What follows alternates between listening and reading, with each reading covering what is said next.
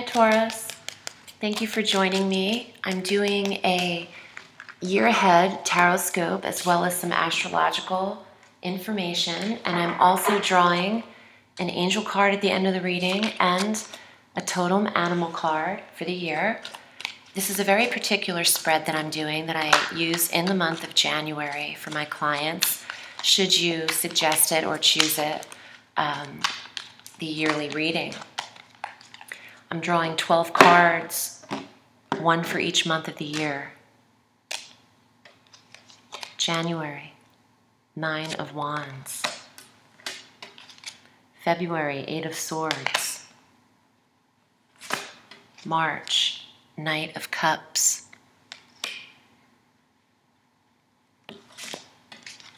April, 5 of Cups.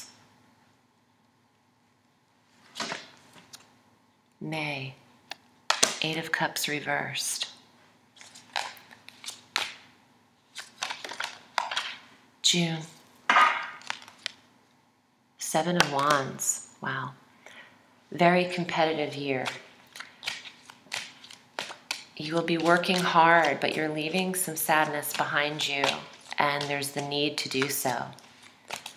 The second half of the year,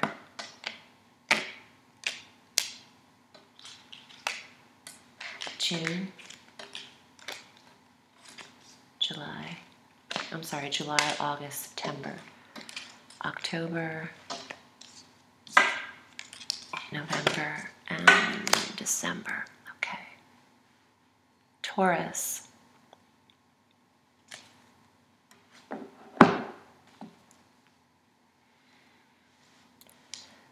In January, we start our year on the 1st with an eclipse at 11 degrees of Cancer.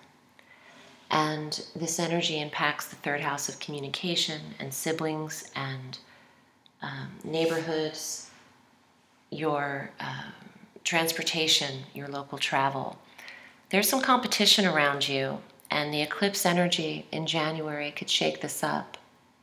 The full moon total lunar eclipse at 11 degrees of Leo at the end of January on the 31st in your 4th house of home and environment is where the closure takes place in January on the 31st, on or around that time period. The 9 of Wands in the Tarot is the fire energy, but standing up for what you're passionate about. It's a strength card. It's readiness to meet your opposition. It's, being prepared for your opponent, your competitor, and you are bold. There's some victory to this card. And I do think it's about your creative endeavors as well. February takes on a tone of entrapment. February seems like you are stifled in your words. The swords rule communication.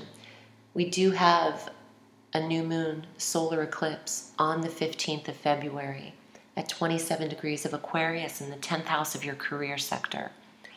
And you might feel restricted and limited because of all of this competition and maybe everybody doing what you're doing, or you feel like you're bound to something. Maybe you're feeling trapped in a position of work, or you're on a cycle, a repetitive cycle is what I'm hearing. You can get out of this. Eclipses can reposition you. So if you are feeling stuck, for those Tauruses who are limiting themselves by staying in work that isn't for them, here comes March with an offer and an opportunity, and the Knight of Cups extends an invitation to you. This could be actually a younger water sign male, Cancer, Scorpio, or Pisces, but I do like to take the Knight as some kind of messenger. He is expressing something emotionally, and in the time frame of March, Jupiter and Mercury will be going retrograde. On the 8th of March, Jupiter retrogrades in your 7th house, where you hold Scorpio. Hearing from someone romantically in Scorpio, water sign energy, could apply to Taurus. Mercury retrogrades on the 22nd of March in Aries in your 12th house, bringing some kind of dream life, to activation and returning to the subconscious mind, and maybe even working through some issues. Heading into April on the 15th, Mercury goes direct in your first house at 4 degrees of Taurus. You could have worked on something with the 5 of Cups having you looking backwards into the past, maybe into discussions with a water sign, male. April is a month that you are required to remain strong as you were in January. You don't want your emotions to get the best of you, because I see these 3 cup cards together and they're not the strongest. It feels like you might be working through something in order to bring closure to it because of eclipse season. Also in Mercury retrograde, you tend to hear from people from the past, and this retrograde is occurring in your sign. And the new moon in your 12th house in April is a dreamy, psychic, nebulous kind of energy. Going into May with the 8 of Cups reversed, what you thought you had turned your back on, it might be coming up again. Emotionally, I'm getting, digging things up again. Just to go back to April, there's going to be an exact conjunction between Mars and Pluto at 21 degrees of Capricorn in your 9th house. And that's also conjunct Saturn, so there's a lot of dramatic and restrictive energy happening. And they're exact in April, but they are conjunct throughout this year of 2018. So when it gets to May and you have the 8 of Cups reversed, I feel like you're diving or delving into something, some wound or some even creative or emotional situation that you thought you gave up could be revisited again. Jupiter is going to trine Neptune in May, and your 3rd house of writing, publishing, communications is going to be harmoniously in aspect to the goals and sectors and wishes. What you wanted to occur has better potential in the month of May. Going into June, you have the 7 of Wands. This brings up this energy here. Your competitors start up again. Maybe you revisit something, you put it down for a while and you go back to it. It would be creative. The Cups and the Wands, this is something that you desire to do that brings you fulfillment, an artistic endeavor, and even an expression of passion. 7 of Wands. In June, Mars retrogrades in your 10th house of career. You're very invested in what you are doing now. And that is the theme of the year. You will focus on what you are passionate about and what drives you, what gives you fire, heat, all of that, determination. The 7 of Wands is the validity of your principles. And maybe people are questioning how invested you are in things and you're proving them wrong. You're proving what you can do. You have a lot of courage, victory and courage, but you're fending off enemies and opposition again, and you're taking the stage. Oh, I'm hearing that. Taking the stage, Taurus. So you're proving that you're the best or the strongest at what you do. And you have the courage to uphold these principles that people are questioning. And you have created an advantage for yourself. Let's go into July. Yes, the sun. That doesn't surprise me, because in July, that's where we're having our solar eclipse. On the 12th, the new moon partial solar eclipse at 20 degrees of Cancer in this 3rd house of study, communications, writing, publishing, marketing yourself, travel, education. The sun, success, warmth, even relationship, connection, marriage, support, fulfillment. In July, Mercury retrogrades in between our next eclipse. So Mercury is retrograde in Leo, the sun energy, Leo, in the 4th house of environment. And on the 27th, our full moon total lunar eclipse at 4 degrees of Aquarius occurs in your 10th house of career. The sun is shining on you. You're able to be seen in the mix.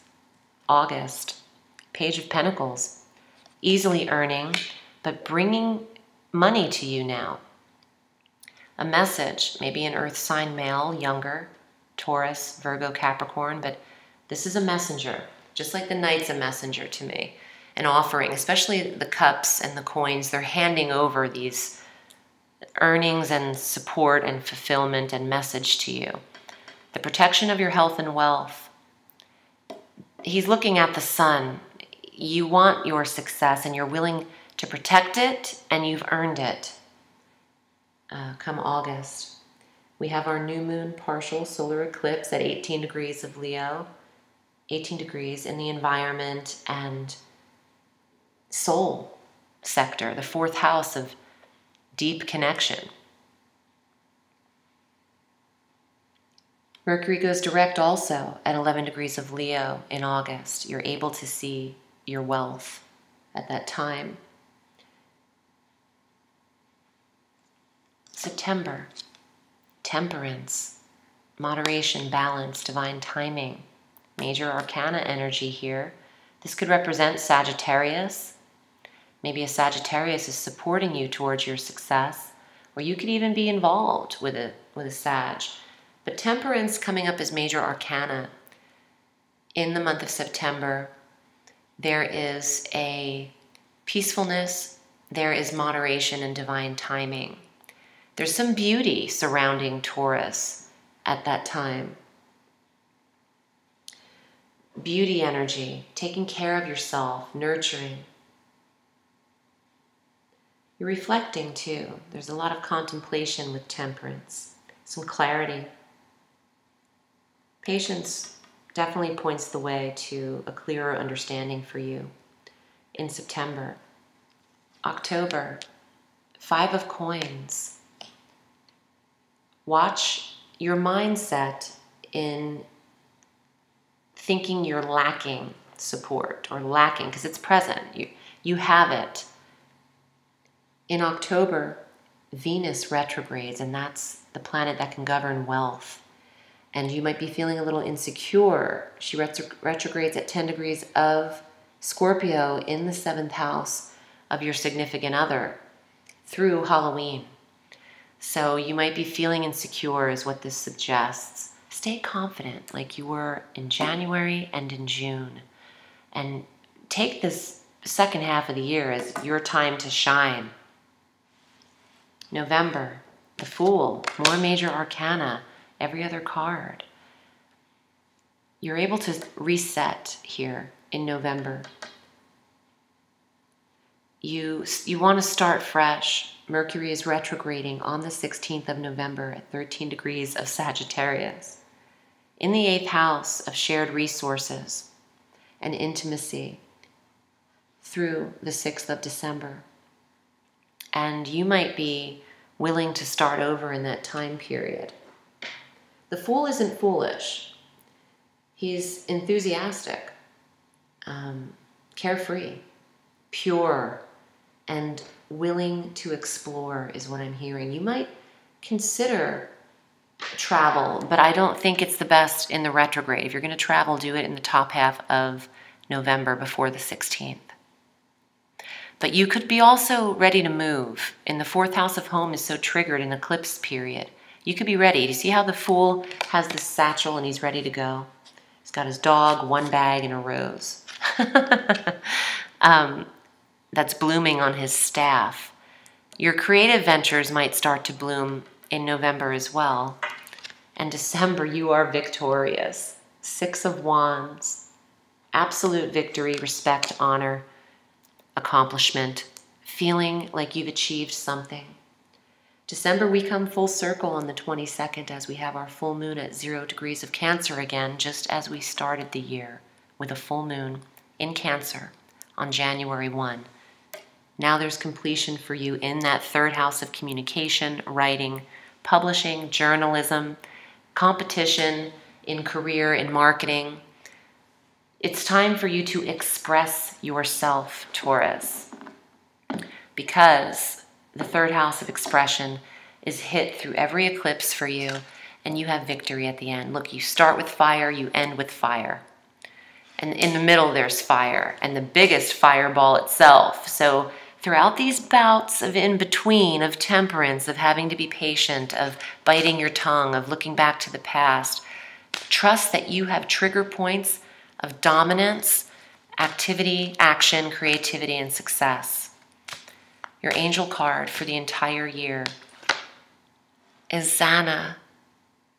You are protected from all types of harm. The worst is now behind you. I ask you to relax and feel safe. And instinctively, I placed it over this Eight of Swords. February is your temperamental month. If you get through February, you're fine. And you will. These are just energies. You can get through anything. Your animal card for the year. Maybe I should take that one out of the deck. Out of all the cards in here, I pulled a cover card. Well, it's a good thing I did that now, Taurus. You're the second video I'm reading for. Okay, let's try that again. Dolphin, number 40.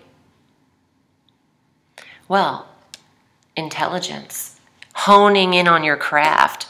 You don't even have to care about competitors because you're brilliant. I do want to just kind of look at this card though, because there are some names on it and they might mean something to you. Jamie, Sams, David, Angela, Martin. I kind of feel like I don't believe in coincidence, and having this come up about New York, maybe you're meant to draw from this a little bit. Oh, yes. Oh my gosh. It says all rights reserved. It's time for you to publish something, Taurus. And, oh, from the publisher. Yes, printed in China. The third house of expression and marketing and books and writing.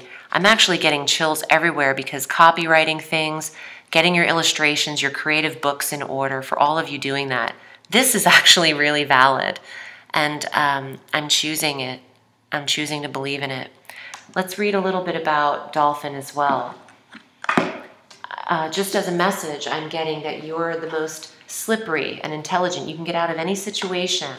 There are loopholes for you. Don't take no for an answer. These are all my own personal interpretations, and I'm hearing them, so I know what I'm doing. So the name of this card is called Mana, M-A-N-N-A. Dolphin speaks to us of the breath of life, the only thing that humans cannot go without for more than a few minutes. We can live without water and food for days, but oxygen is the source of our sustenance. Within the breath, we encounter the rhythm of energy that all life emits. In changing the rate or rhythmic texture of our breath, we can tap into any life form or creature.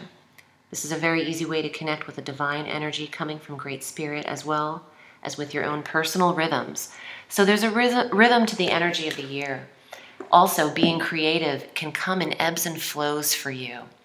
All of these fire cards that ensconce this reading show me Taurus is creative. Taurus is a worthy competitor. And I love the channeled messages I receive for this number. This is also number 40, but number 4 in numerology, adding the numbers together. This year could symbolize great change for you, Taurus. Thank you so much for joining me. I am wishing you a beautiful 2018. If you'd like to book this type of reading with me, please do so. You can select an hour reading length or 90-minute on my website and write in the comments section in the submission form that you'd prefer this yearly reading. Thank you so much, Taurus. Remember, the sky is limitless, so reach for the stars.